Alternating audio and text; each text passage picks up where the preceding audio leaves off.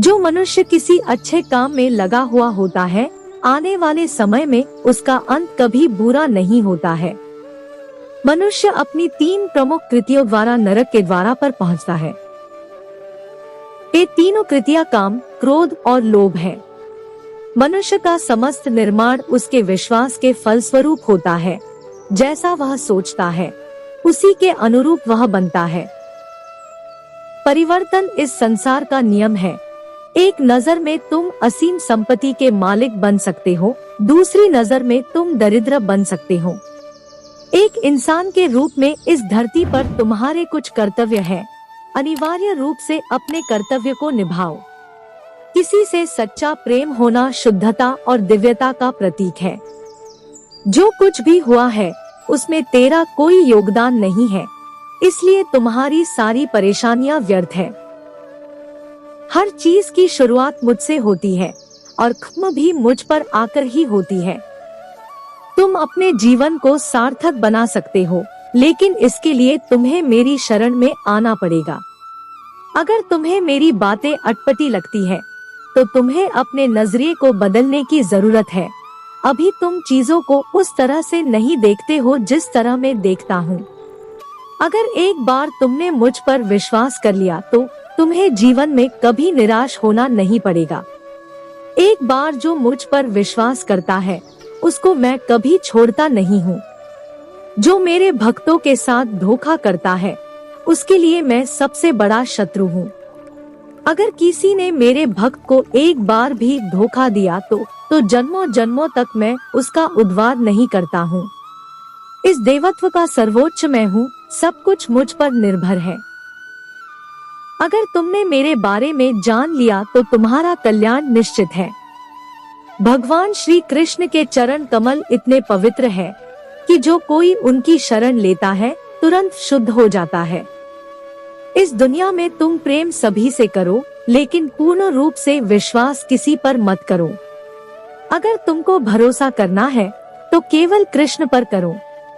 मन बड़ा चंचल है, इसलिए अपने मन को स्थिर रखो, उसको कभी व्यथित मत होने दो। आपने जो कुछ भी किया वह आपके साथ एक दाग की तरह चलेगा, इसलिए अपने कर्म में शुद्धि लाओ। बुरे विचार मन को दुखी और परेशान कर सकते हैं, लेकिन जब आप कृष्ण में विश्वास करते हैं तो कृष्ण स्वयं आपकी सब परेशानियां दूर करने आते हैं। मैंने अभी तक तुम्हारे शरण में आने के प्रस्ताव को स्वीकार नहीं किया है, क्योंकि तुमने अभी तक पूर्ण रूप से समर्पण नहीं किया है। जब तुम शुरुआत करोगे तो स्वाभाविक रूप से तुमको असफलता मिल सकती है। कई बार तुमको गिरना भी पड़ सकता है, लेकिन इसका मतलब यह नहीं होना चाहिए कि तुम उस काम को करना छोड़ दो। एक समय आएगा जब तुम परिपूर्ण हो जाओगे और तुम्हारे सभी काम सफल हो जाएंगे। इस काम में मैं हमेशा तुम्हारे साथ खड़ा रहूंगा। मैं तुम्हारे हर छोटे बड़े कर्म में साथ दूंगा। तुम्हारा जो दिल करे उसको करो, लेकिन नम्रता और सरलता के साथ करना, अहंकार के साथ नहीं। एक उपहार तब शुद्ध होता है जब उसको सच्चे दिल से सही व्यक्ति को सही समय पर दिया जाता है और बदले में कोई दूसरी उम्मीद नहीं करते हैं। कड़े संघर्ष के बाद प्राप्त होने वाला सुख जिसने आपके दुखों का अंत किया है। ऐसे संघर्ष का पहला कदम आपको कड़वे जहर के समान लगता है और अंत में आपको अमृत की प्राप्ति होती है।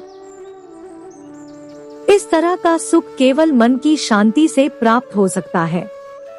इस धरती पर आने के बाद आपका मुख्य उद्देश्य यहाँ से मुक्त होना है। केवल वही मनुष्य मुक्त हो सकता है जो अपने कर्मों में दृढ़ संकल्प के साथ स्थिर है और सुख दुख को समान रूप से सहन करता है। जो मनुष्य अपनी आत्मा की बात सुन सकता है, वह मुझसे बात कर सकता है और देख भी सकता है। अपने सभी कर्मों को कृष्ण पर केंद्रित होकर करो। आसक्ति को त्याग दो। सफलता और असफलता को एक समान दृष्टि के साथ देखो, क्योंकि आध्यात्मिकता का अर्थ ही होता है संभाव।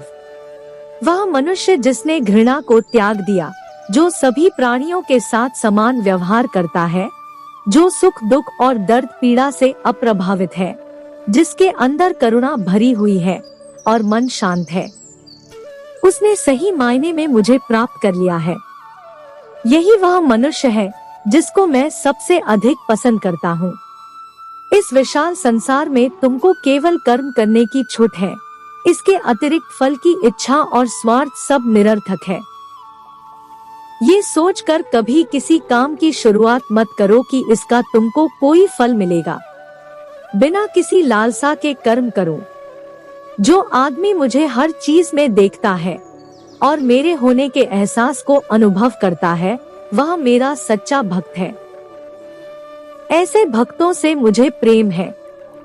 इंद्रियों का काम ही है भटकना। जब कोई मनुष्य अपना मन उनके पीछे छोड़ देता है तो समझ लीजिए कि उसने छेद वाली नाव में सवारी शुरू कर दी है, जिसका डूबना तय है। ऐसा कोई नहीं है जिसका सदियों से अस्तित्व है, और ना ही ऐसा कोई है जिसका सदियों बाद अस्तित्व रहेगा। यहाँ कुछ स्थायी नहीं है। वह सभी चमकदार वस्तुओं में प्रकाश के स्रोत के रूप में स्थित है। वह सभी प्रकार के अंधकार से परे और अव्यक्त है।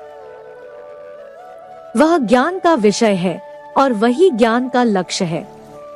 वह सबके हृदय में विराजमान है। श्रीमद् भगवद गीता। तुम उसी को देख पाते हो जो तुम हो, और तुम वही जो तुम देखते हो। मैं सभी के घरों में निवास करता हूँ। मेरी ऊर्जा सभी जगह समान रूप से वितरित है। जो मुझे पहचान लेता है उसको मैं भक्ति रस प्रदान करता रहता हूँ। मैं सर्वनाश कर सकता हूँ। मेरे रुकने की वजह मेरे भक्त है। जिस दिन मेरे सभी भक्त मर जाएंगे, मैं सर्वनाश कर दूंगा। जो व्यक्ति अहंकार से मोहित होकर अपने कर्मों को अंजाम देता है, मैं उसके खिलाफ खड़ा होता हूँ। तुम हमेशा के लिए यहाँ रहने वाले नहीं हो। तुम्हारा जीवन बहुत सीमित है। जो मनुष्य यहाँ आता है वह अपनी क्षमता को तलाशने के लिए आगे बढ़ता है। ये गलत नहीं है अगर तुम निस्वार्थ भाव से अपनी गति करते हो। स्वभाव के द्वारा निर्धारित कर्तव्य का पालन करने से कोई पाप नहीं होता है। हम वास्तव में कभी दुनिया का सामना करते ही नहीं हैं। यहाँ रहकर हम जो भी अनुभव करते हैं वे हमारी इंद्रियां हैं। तुम केवल अपने कर्म पर नियंत्रण कर सकते हैं। तुम्हारे कर्म के परिणाम का तुम दावा नहीं कर सकते। हारने का डर, असफलता का भय, कर्मों के साथ भावना जोड़ना सफलता की सबसे बड़ी बाधा है। ये विचार मन को अस्थिर कर आपकी क्षमता को लुटता है। स्वार्थ से जुड़े कर्म आपको दुनिया में कैद करते हैं। व्यक्तिगत लाभ के बारे में नहीं सोचे और निस्वार्थ भाव से काम करें। अपनी इच्छा शक्ति से खुद को नया आकर दो। अपने आप को कभी स्व इच्छा से नीचा मत होने दो। बुद्धिमानी तुम्हारी चेतना को एकीकृत करती है और कर्म के फल के प्रति आसक्ति को त्यागने में मदद करती है।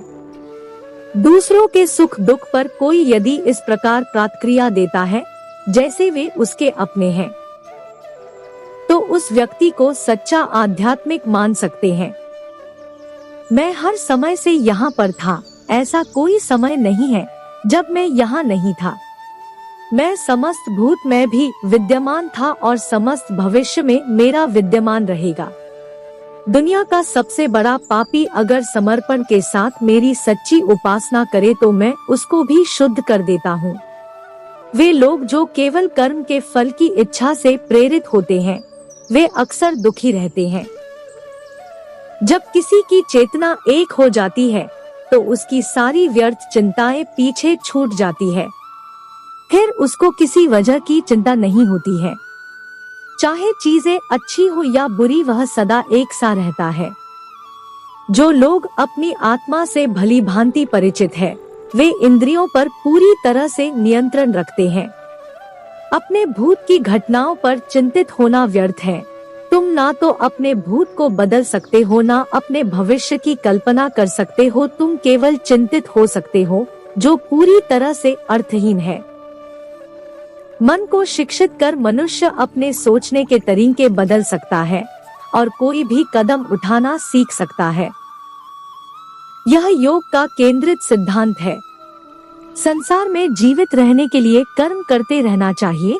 अपने कर्तव्यों से दूर रहकर कर्म से बचने की कोशिश नहीं करनी चाहिए। जो सुना है उस पर विश्वास मत करो। कुछ लोग अपने विवेक से मुझे अपना बनाते हैं, कुछ लोग ज्ञान से, कुछ लोग कर्म से, कुछ योग से। तुम मुझे किस रूप में प्राप्त करना चाहते हो, ये पूरी तरह तुम्हारे ऊपर है। तुम मुझे जिस रूप में बुलाओगे मैं उस रूप में हाजिर हो जाऊंगा। तुम मेरे प्रति सदा चौकस रहो, मेरी उपासना करो, अपने हर एक काम के लिए मेरा स्मरण करो। मैं वादा करता हूँ तुम मेरे प्रिय बने रहोगे। जो मेरे प्रिय है उनको मौत का भय नहीं रहता है।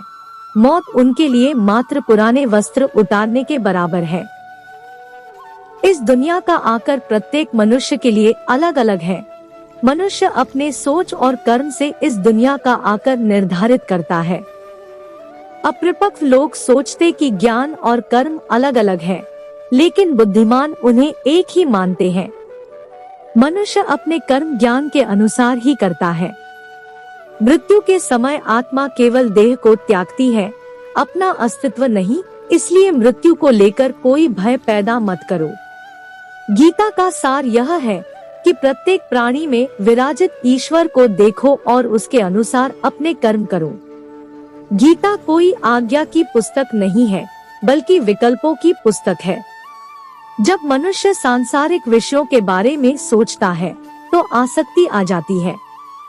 आसक्ति से इच्छा उत्पन्न होती है, इच्छा से वासना उत्पन्न होती है, वासना से क्रोध के बादल उमड़ पड़ते हैं। इसलिए ध्यान को सांसारिक विषयों से हटाकर कृष्ण में लगाओ। एक बुद्धिमान और मूर्ख के बीच केवल सोच का फर्क होता है। जिसका कर्म सात्विक है उसका निर्णय बेहतर होगा और वह मनुष्य परिणाम को लेकर भावनाओं में नहीं उलझता है। केवल इच्छाओं को वश में करने से काम नहीं चलेगा। स्वामित्व और अहंकार को भी वश में करना होगा। सात्विक व्यक्ति ऊर्जा से भरा होता है। उसका मन शांत, साधन संपन्न, दयालु और निस्वार्थ और जागरूक होता है। जो बिना मेहनत के बहुत कुछ हासिल कर लेता है, एक समय वह सबसे बड़ा पंगु बन जाता है। मनुष्य भाग्य को अपने हाथ में ले सकता है, वह अपने कर्म के प्रति जिम्मेदार है।